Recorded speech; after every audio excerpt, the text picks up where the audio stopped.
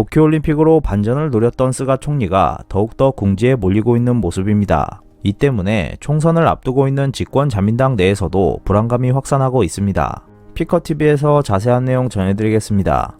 일본이 도쿄올림픽에서 사상 최대 규모의 금메달을 땄지만 스가 일본 총리는 C19 확진자가 기록적으로 증가해 궁지에 몰리고 있습니다. 방역에 실패하면서 올림픽을 발판으로 임기를 연장하려던 스가 총리의 구상과는 달리 대회가 양날의 검이 되는 형국입니다. 7월 31일 국제올림픽위원회에 따르면 도쿄올림픽 개막 9일째 기준 일본은 금메달 17개를 확보해 금메달 수 기준으로 중국 21개에 이어 2위를 달리고 있습니다. 1964년 도쿄올림픽과 2004년 아테네 올림픽에서 각각 세운 기존 최다 기록 16개를 일찌감치 넘어선 것입니다. 폐막까지는 일주일 남짓 시간이 있으며 일본 올림픽위원회가 목표로 내건 금메달 30개도 꿈은 아니다는 전망이 교도통신 등 현지 언론에서 나오고 있는 상황입니다. 일반적으로 생각하면 일본의 선전은 반대론을 무릅쓰고 올림픽 개최를 선택한 스가 총리에게 유리한 요소이지만 그가 처한 정치적 상황이 호전됐다고 보기는 어려운 상황입니다. C19 확진자가 폭발적으로 증가하고 있기 때문입니다. 일본의 C19 하루 확진자는 올해 1월 8일에 7,957명이 기존 최다 기록이었는데 올림픽 기간에 거듭 갈아치웠습니다. 일본 공영방송 NHK 집계를 기준으로 7월 28일 9,573명, 29일 1,698명, 30일 17,744명, 31일 12,341명을 기록하며 나흘 연속 신기록 행진을 했습니다. 도쿄도의 확진자도 7월 31일에 처음으로 4,000명대를 넘으면서 4,058명을 기록했습니다. 이는 일주일 전 같은 요일보다 2,930명, 약 259.8% 많은 수준이며 C19 확산 사태가 발생한 후 도쿄의 하루 확진자로는 최다 기록을 세웠습니다.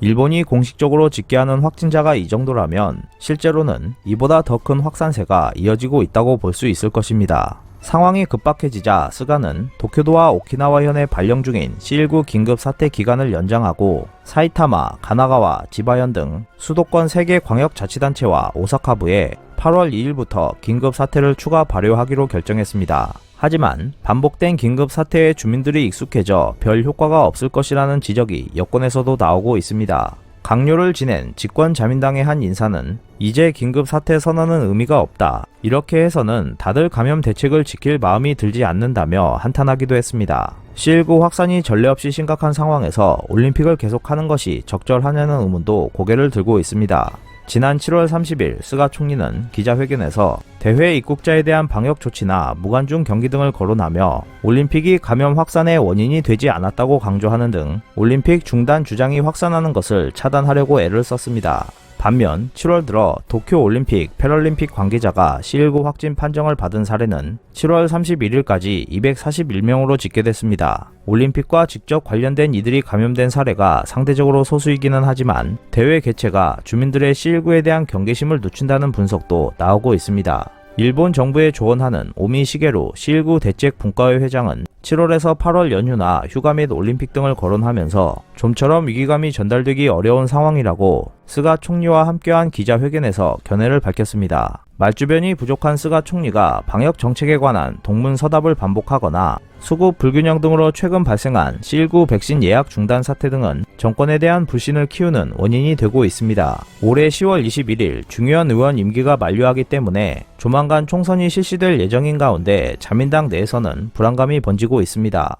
각종 여론조사에서는 변함없이 자민당이 정당 지지율 1위를 달리고 있기는 하지만 스가 내각의 지지율이 30% 초중반을 기록해 발족 후 최저 수준까지 떨어졌습니다. 7월 초 실시된 도쿄도 의회 선거에서 자민당은 제1당 지위를 회복했으나 전체 127석 중 26% 수준인 33석을 확보하는 데 그쳤습니다. 도쿄의회 선거는 중요한 선거를 앞두고 민심을 살피는 일종의 리트머스 시험지와 같다고 할 수 있습니다. 가을 총선 때 자민당 의석이 크게 줄어들 가능성이 있다는 경고인 셈입니다. 이런 가운데 스가 총리의 자민당 총재 임기 만료일이 9월 30일로 다가오고 있으며 연임 여부가 전국의 변수 중 하나가 되고 있습니다. 산케이 신문 등에 따르면 자민당은 조만간 총재 선거를 위한 선거관리위원회를 발족할 예정이며 이번에는 작년과 달리 당원, 당호까지 참석하는 정식 선거로 차기 총재를 선출하는 방식으로 논의가 진행 중인 것으로 알려졌습니다.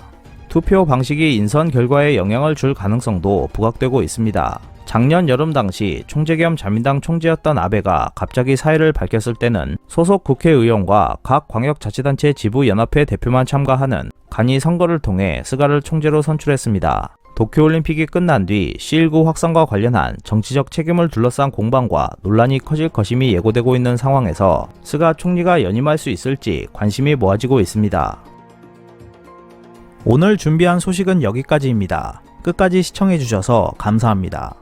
여러분의 좋아요와 구독은 영상 제작에 큰 힘이 됩니다. 앞으로도 피커TV에 많은 관심 부탁드리겠습니다. 오늘도 즐겁고 멋진 하루 보내세요. 다음 영상에서 뵙겠습니다.